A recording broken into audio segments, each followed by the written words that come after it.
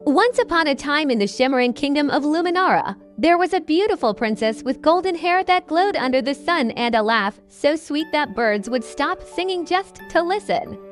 Her name was Serafina. One day, while playing hide and seek with her royal puppy, Fifi, in the royal gardens, Serafina chased the puppy beyond the palace gates. But when she turned around, she realized she didn't recognize the flowers or the trees. She had never been this deep in the gardens before. And as she turned to go back, she saw the palace disappear behind a thick wall of bushes. What no one knew was that Serafina had wandered into a secret part of the garden, a place where the trees whispered secrets and the air smelled of honey and rain.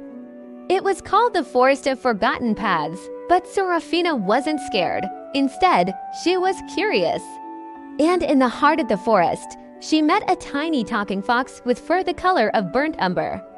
"Well, hello there," said the fox with a twinkle in his eye. "Are you lost, little princess?" "Yes," Serafina replied, "but I'm not afraid. I just don't know how to get back." The fox smiled. "Don't worry, I know just how to help you." He pulled out a small piece of parchment, a star map. "This will show you the way home," he explained, "but only if you solve the 3 riddles of the forest." The first riddle came from the wind. "I have no legs, yet I can run. I have no mouth, yet I can whisper. What am I?" Serafina smiled, the wind itself, and the trees in the forest swayed as if pleased with her answer. The second riddle came from a babbling river. "I reflect the sky, but am not the sky. I carry ships, but am not the sea.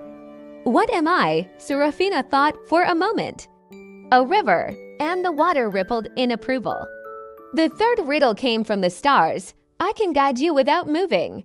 I shine brightest in darkness. What am I?" Serafina looked up at the night sky and whispered, "The North Star." As soon as she said the answer, the star map in the fox's paw began to glow.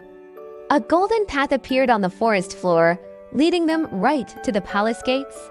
When Serafina returned, the entire kingdom rejoiced. The king lifted her in his arms, tears of joy streaming down his face. From that day on, Serafina kept the star map safely hidden, not because she feared getting lost again, but because she knew it might help someone else find their way someday. And so the lost princess of Luminara became the guide of the kingdom, always ready to help others find their light.